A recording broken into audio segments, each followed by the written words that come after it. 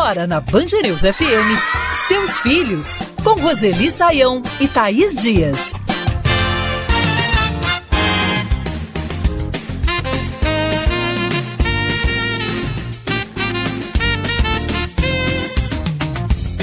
Dia 3 de junho é dia de combate à obesidade infantil. E aqui no Brasil os dados são preocupantes. Quase 10% das meninas e mais de 12% dos meninos são considerados obesos, de acordo com os critérios adotados pela Organização Mundial de Saúde para classificar a doença. No mundo, os dados mostraram que em apenas 4 décadas, o número de crianças e adolescentes obesos saltou de 11 milhões para 124 milhões. O diagnóstico precoce é fundamental, assim como o tratamento. Por isso, esse é o nosso assunto aqui no Seus Filhos em versão ampliada. Eu, Thaís Dias, sigo na sua companhia e junto comigo, Roseli Saião. Tudo bem, Roseli? Tudo bem, Thaís. Vamos enfrentar essa questão que é bem preocupante. Minha voz. De Belo Horizonte, a Maria Luísa, de 9 anos, que fala sobre o sentimento desse diagnóstico de obesidade infantil e a convivência no ambiente escolar. Quando eu era considerada obesa, eu me sentia muito triste por causa que eu me sentia muito rebaixada, muito inferior aos outros e queria outro corpo pra mim. Mas hoje eu já me sinto melhor com o meu peso, com a minha alimentação. Eu me sinto muito melhor por isso, estou muito forte, agradeço muito a Deus por isso. Roseli, eu queria, nesse primeiro momento do nosso programa, que você falasse diretamente para essa criança, para esse adolescente que teve esse diagnóstico e está acompanhando a gente. Então vamos lá. Meus queridos, calma. Primeira coisa é calma. Não se sinta inferior como a Maria Luísa se sentiu. É difícil encarar uma doença, mas a melhor posição é tratar. Você vai ter a companhia da sua família, na escola também, muitas escolas podem colaborar, mas você precisa ser corajoso, ser corajosa para enfrentar esse diagnóstico e as consequências dele. Cuida bem da alimentação, que isso ajuda muito, e exercícios na sua idade é uma beleza de fazer, porque é brincar, correr, pega-pega, é a melhor coisa que vocês podem fazer por vocês. Que sufoco! Espaço agora para ouvir a Rosana César, de 58 anos, que detalha pra gente como foi o momento em que recebeu o diagnóstico da filha de obesidade infantil. Então, assim, foi muito difícil, porque eu sempre trabalhei fora, então ela ficava o dia todo na escola, tinha uma dificuldade para uma alimentação assim, mais supervisionada. Hoje, por exemplo, aí quando a gente descobriu esse programa do manejo da obesidade infantil, foi pra gente assim um marco, porque a gente, dentro da condição de família pobre, de trabalhadores, a gente consegue, com as informações, trabalhar melhor a nossa alimentação em casa. Roseli, para esses pais que acompanham a gente, que já têm o diagnóstico muitas vezes, ou que não têm, mas desconfiam, que o filho pode estar com obesidade infantil, o que você diria para eles já de alerta? A primeira questão é a saúde do mais novo, pode ser criança ou adolescente.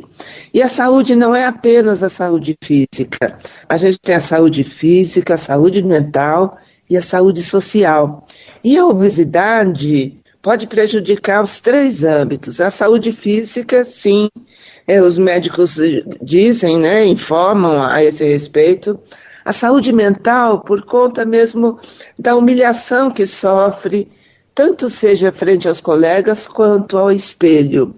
E a social exatamente por isso, O relacionamento fica mais difícil, a criança ou o adolescente ficam mais contidos, mais tímidos. Então é muito importante que vocês cuidem bem da alimentação dos seus filhos. Roseli, a escola tem um papel importante também nesse momento de orientar, esses alunos sobre alimentação saudável, de abrir esse diálogo também dentro do ambiente escolar? desde a educação infantil, é possível trabalhar essa questão a partir do momento em que as crianças pequenas podem fazer uma horta, conhecer legumes, verduras, trabalhar com eles, comer junto com os colegas. E mais tarde, no ensino fundamental, informações a respeito do conhecimento sobre a alimentação diária que uma criança e um adolescente devem ter. E não podemos esquecer da cantina da escola, ou se a escola mesmo oferece almoço, lanche, é preciso cuidado com isso. Para bom entendedor. Conosco por aqui a professora do Departamento de Nutrição da Universidade Federal de Minas Gerais, Larissa Mendes. Pensando, e tendo como foco a alimentação, que os maiores responsáveis pelo aumento de peso entre as crianças brasileiras são os alimentos ultraprocessados, o consumo desses alimentos ultraprocessados. Que o acesso a esses alimentos prontos, industrializados, hoje eles são fáceis, são alimentos mais baratos. E aí com isso, a recomendação que a gente dá é que as crianças, elas devem ter uma alimentação composta aí por comida de verdade, isso é, refeições feitas com alimentos in natura ou minimamente processados e de diferentes grupos. E também conosco por aqui a endocrinologista pediátrica Juliene Carvalho. Desde cedo, é importante a gente propiciar para a criança o contato com alimentos mais saudáveis, o controle do consumo de açúcar, de gordura. A escola também tem um papel educativo nisso, de ir mostrando para a criança aquilo que é mais recomendado e aquilo que pode prejudicar a saúde dela. E nos órgãos reguladores, é necessário que se faça um controle de anúncios. A gente ouviu, Roseli, agora, quem entende, quem estuda profundamente esse tema, falando, dos cuidados que a gente precisa ter, não só como pai, como mãe, como família, ou mesmo como escola, mas como sociedade, para ficar atento a esse jovem, oferecer o tratamento que ele precisa, tendo o diagnóstico, e também, lógico, criando mecanismos de prevenção também para a obesidade infantil, Exatamente. Nós nos acostumamos com muita facilidade, Thaís, a ir ao supermercado e comprar alimentos para as crianças prontos, É isso que a gente ouviu ela falar a respeito dos ultraprocessados. Eles têm muitas substâncias que prejudicam a saúde e vão quase que tornando a criança dependente do açúcar, por exemplo, de gorduras. Enfim, a comida de verdade que a gente ouviu é importante. Eu sei que é difícil para algumas famílias pela falta de tempo, mas pensando na saúde dos filhos, dá para arrumar um tempinho para fazer uma comida simples, mas feita ali em casa, de preferência junto com os filhos, as filhas, que ao ajudar já entram em contato com alimentos saudáveis para eles.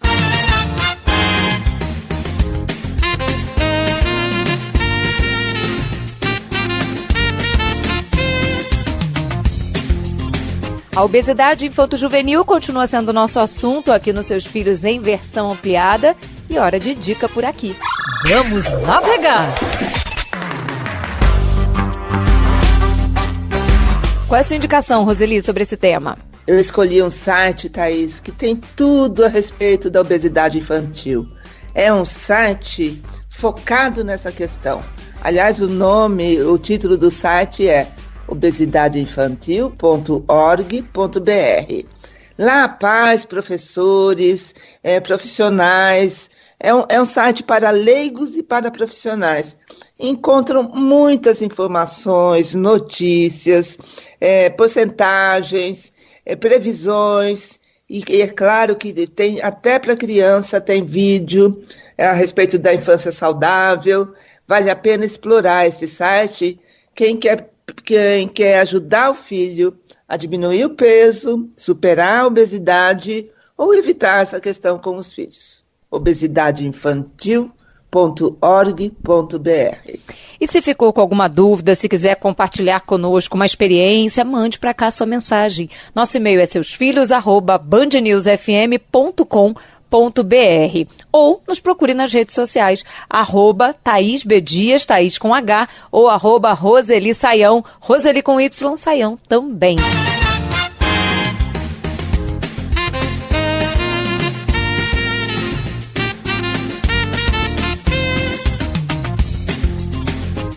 O 4 de junho é Dia Mundial de Combate à Agressão Infantil e é obrigação de todos proteger as crianças e os adolescentes.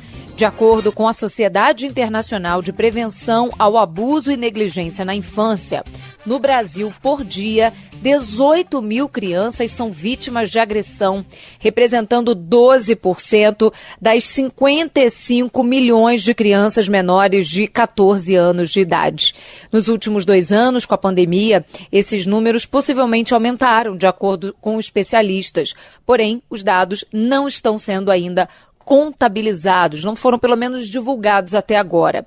Mas o combate à violência é um assunto para todos nós como sociedade e é por isso que a gente fala sobre esse tema agora nos Seus Filhos em versão ampliada. Minha voz. Uma ouvinte que não foi identificada compartilha conosco que durante a infância e a adolescência foi vítima de abuso.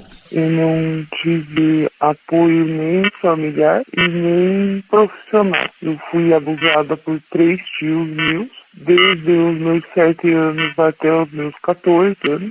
Quando a minha mãe soube, me deu uma surra, eu cresci com essa dor. Eu fui resolvendo do meu jeito. Sempre que eu posso, eu conto para os outros. Quando vejo mães que deixam o filho com todo mundo, eu sempre converso, sempre peço para as mães ter malícia. Roseli, é um desabafo pesado, ela pediu para distorcer a voz, porque é uma coisa que toca, né, muito ela, e ela fala dessa preocupação diante do que ela viveu, de proteger principalmente as outras crianças. O que você diria para ela e também para os nossos ouvintes que passaram por uma situação como essa, para, de alguma forma, acolher essa dor, esse sofrimento e tentar, né, seguir adiante? Sim, é preciso reconhecer esse sofrimento, essa dor, essa questão que ficou pendurada na vida da pessoa, né?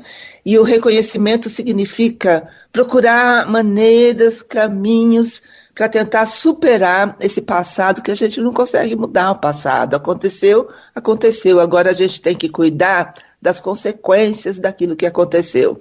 Para muitas pessoas a arte ajuda muito, para outras pessoas que têm mais possibilidade, proximidade física, de encontrar um tratamento para a saúde mental, né? Pode ser psicólogo, pode ser psiquiatra, e sempre contar com aquilo que a gente insiste tanto, a rede de apoio. Olha, às vezes um ombro amigo ajuda muito a superar aquele momento de grande sofrimento e dor que a lembrança, a memória traz. Para bom entendedor. Espaço aberto para a psicopedagoga Bianca Ferreira.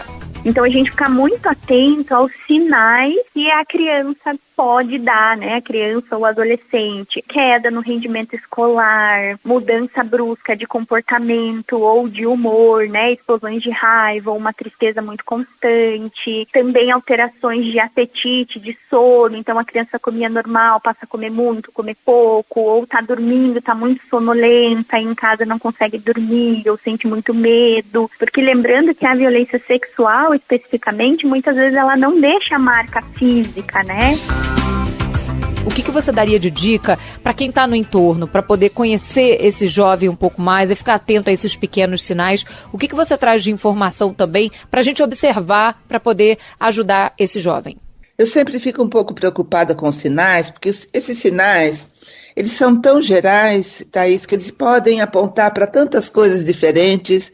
Então, como você citou, o importante é se aproximar do filho, da filha, ter um vínculo muito estreito, ter a confiança deles com os pais, né, ou adultos responsáveis, confiança que vai permitir conversar a respeito do que está se passando, direta ou indiretamente. Isso é bom lembrar, né? Às vezes a criança não é capaz de simbolizar aquilo que aconteceu, por medo, por culpa. Às vezes a criança acha que ela foi responsável por aquilo. Então, às vezes, o caminho é um pouco tortuoso para ela comunicar que está sofrendo algum tipo de violência. Então, é preciso conhecer muito bem a criança, o adolescente, e confiar na sua percepção. Isso é muito importante. De João Pessoa, a delegada da Infância e da Juventude, Joana Dark, fala conosco e reforça a importância da denúncia de agressões contra crianças e adolescentes. O Disque Denúncia nacional, Disque 100, qualquer pessoa pode denunciar, não é necessário se identificar. A denúncia é muito importante, porque vai tirar aquela criança de um sofrimento. E esse é um detalhe importante, né, Roseli? Se a gente percebeu que essa criança está sendo vítima de qualquer tipo de violência, a gente tem um papel fundamental de denunciar, de procurar a polícia imediatamente, né? Sim. Olha, eu conheço muitos adultos, inclusive educadores, que se sentem um pouco constrangidos quando pensam em fazer a denúncia. Não é possível sentir esse constrangimento. Constrangimento deveria sentir as pessoas que provocam essas agressões, essa violência contra os mais novos. Então é preciso ter coragem, erguer a cabeça, respirar fundo e denunciar. Isso é muito importante para, como a gente acabou de ouvir, tirar a criança que não sabe se defender de uma situação que provoca grande sofrimento.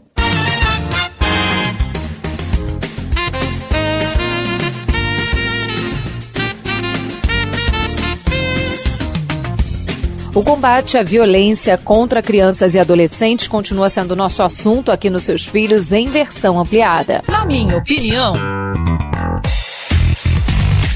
Conosco por aqui, a psicóloga Lícia Asbu. Primeiro de tudo, então, precisamos perceber que a criança ou adolescente está sendo vítima de algum tipo de violência. E para isso, temos que estar sempre atentos aos comportamentos. A criança e até mesmo o adolescente, eles nos comunicam tudo através de seus comportamentos. Uma regressão, como voltar a fazer xixi na cama, por exemplo, uma agressividade que antes não existia. Qualquer mudança de comportamento, a gente deve colocar uma lupa e buscar entender o que se passa com aquela criança. E aí, que se enquanto pais ou cuidadores estivermos atentos, percebemos algo de diferente, é hora de pedir ajuda profissional. É isso, Roseli? É isso. É exatamente o que a gente comentava um pouco antes, de conhecer o filho, porque não se trata de procurar este ou aquele comportamento, mas um contexto de mudanças de comportamento. Aí sim, né? Mas para perceber essas mudanças é preciso conhecer a criança, conhecer o adolescente, e é bom lembrar que os adultos que estão no entorno da criança e do adolescente são responsáveis por eles, por inclusive ajudar a sair de situações de dor e entrar em situações mais de bem-estar na vida. Me conta uma história.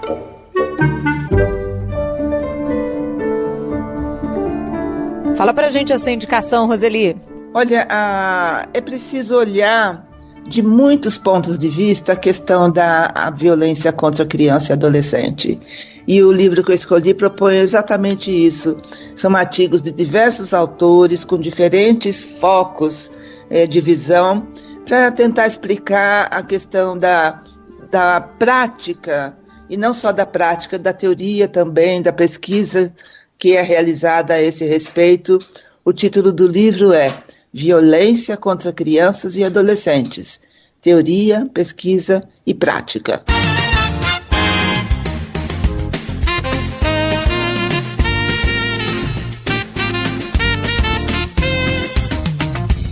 O Dia Internacional do Parto Domiciliar é celebrado no dia 6 de junho. São mais de 38 mil por ano, de acordo com dados recentes. Só no Rio de Janeiro, para vocês terem uma ideia, a procura por parteiras ou doulas apresentou um crescimento que chega a 200% nos últimos anos. Mas é preciso ter muita informação na hora de escolher o melhor tipo de parto para cada mulher. E a conversa com um médico especialista é a melhor forma de começar essa definição. Bora falar sobre isso por aqui? Esse é o Seus Filhos em versão ampliada e o parto domiciliar é o nosso assunto. Eu também quero falar. Daiane Medeiros optou pelo parto domiciliar e conta pra gente como foi. O parto domiciliar foi uma das experiências mais lindas que eu pude viver, porque além de estar num ambiente que eu conhecia, que eu queria, que eu tinha escolhido, era um ambiente que eu sabia que eu ia ser respeitada, que as minhas vontades, o meu sentimento, o que eu tinha escolhido para aquele momento ia acontecer, porque eu tinha pessoas que realmente iriam respeitar o meu desejo naquele momento tão esperado. É importantíssimo a gente se sentir respeitada em todos os momentos da vida. E na chegada de um filho, esse respeito às vontades dessa mulher é ainda mais significativo, né, Roseli? Exatamente. Há condições de saúde, às vezes da mulher, às vezes do bebê que irá nascer, que contraindicam, mas é importante conhecer, ter informações bem reais a esse respeito. Há muita informação falsa na internet, eu dei uma busca, muita opinião em vez de informação, né? Então, essa volta ao passado é uma das consequências desse excesso de cirurgia, dessa falta de respeito. A gente ouviu a Dayana falar que ela sabe que será respeitada, né? Muitas parturientes em hospitais, casas de saúde, não são respeitadas. Enfim, é preciso cuidar da segurança física e emocional nesse momento tão importante na vida da mulher. Para bom entendedor. Conosco por aqui, a Clarissa Leon, que é enfermeira obstétrica. O parto domiciliar planejado ele é um resgate do processo natural feminino do parir. Durante o parto domiciliar é respeitada a fisiologia do parto, através de uma ambiência onde os hormônios podem atuar de forma fluida e com isso ela vivenciar o seu próprio corpo, uma experiência sem tutela, sem intervenções desnecessárias, com uma experiência positiva de gestação, de parto e nascimento.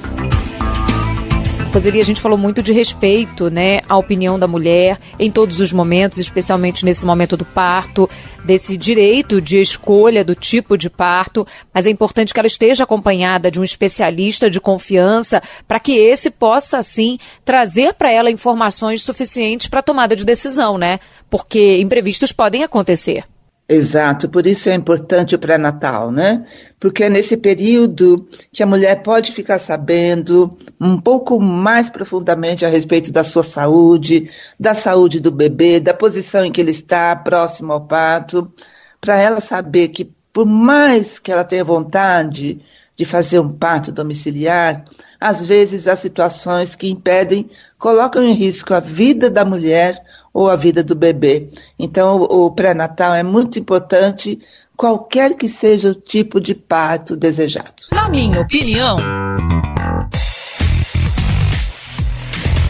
Por aqui agora a doula Natália Toledo. O parto ele envolve a mulher como um todo, né? Então, partindo desse entendimento, é preciso que essa mulher, que esse casal se prepare não apenas fisicamente, né, cuidando da saúde, para que essa mulher se mantenha uma gestante de risco habitual durante toda a gravidez, como também cuidado emocional. Informação é importantíssimo para esse casal conseguir se manter firme no desejo, não se abalar com os palpites, com os pitacos, com as histórias de tragédia que todo mundo gosta de contar para gestante, né?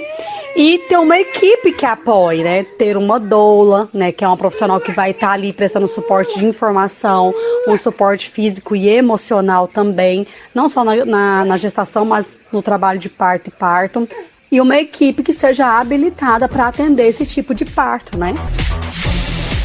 Também por aqui a enfermeira e obstetra e doula Paula Moraes. Para realizarem um parto domiciliar, o PD, é preciso ter uma gestação completamente saudável, de baixo risco. Os pais precisam providenciar alguns materiais de uso pessoal, como fraldas, toalhas, lençóis, comida preferida. Ao escolher o PD, a família será submetida às consultas preparatórias, com a vigilância do bem-estar tanto da mãe quanto do bebê, toda semana. Além da parte educativa, que prepara o casal para vivenciar o parto com total conhecimento e autonomia. Bacana a gente trazer esses dois relatos, Roseli, porque elas falam de toda a preparação, desde a preparação física da casa e desse casal, mas também desse cuidado emocional, né, Roseli, desse acompanhamento, da preparação para a chegada desse bebê, seja no hospital, mas seja em casa também. É importante cuidar do todo, né, quando a gente fala de nascimento. Isso, é isso que a gente chama de pré-natal. Nós nos acostumamos, Thaís, a considerar o pré-natal uma consulta médica mensal durante os 9 meses de gestação, mas é muito mais, né? É o pré-nascimento, ou seja, é todo esse período que envolve expectativas, ansiedades, decisões práticas de ambiente, enfim, é muita coisa. Então é importante que a mulher gestante tenha uma boa companhia ou várias boas companhias nesse período pré-natal. Vi e curti.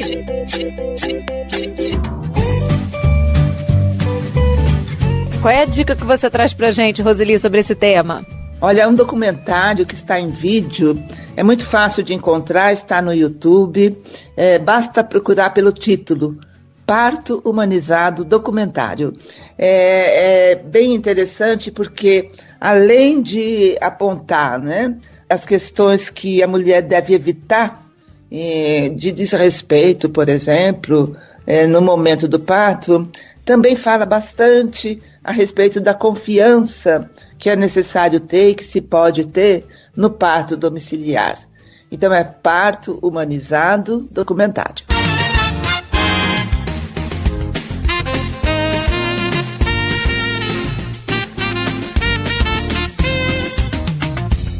O parto domiciliar continua sendo nosso assunto aqui nos Seus Filhos em versão ampliada.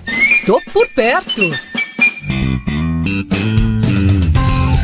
O Jair Ferreira e a esposa optaram pelo parto domiciliar no nascimento dos 2 filhos e ele falou um pouquinho, né, sobre a chegada das crianças.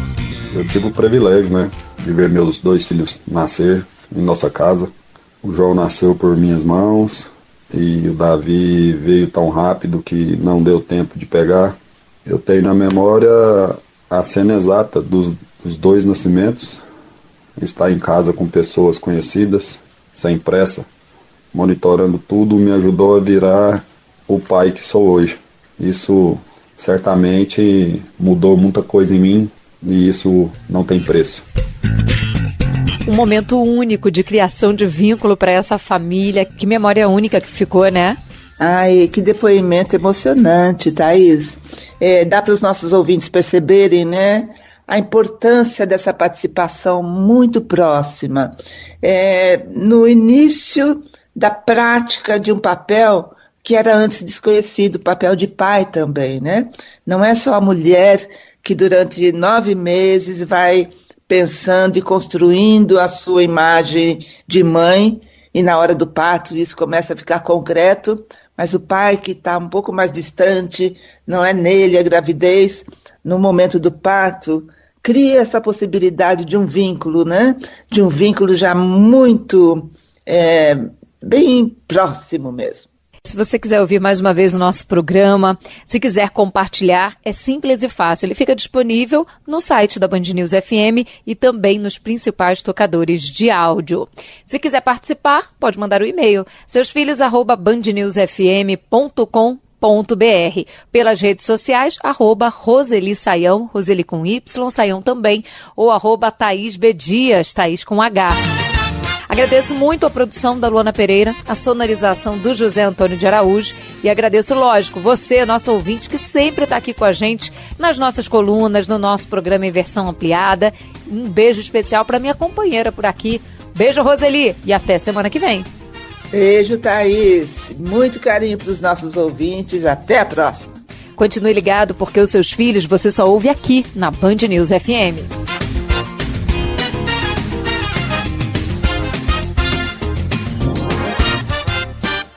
Você ouviu Seus Filhos, na Band News FM.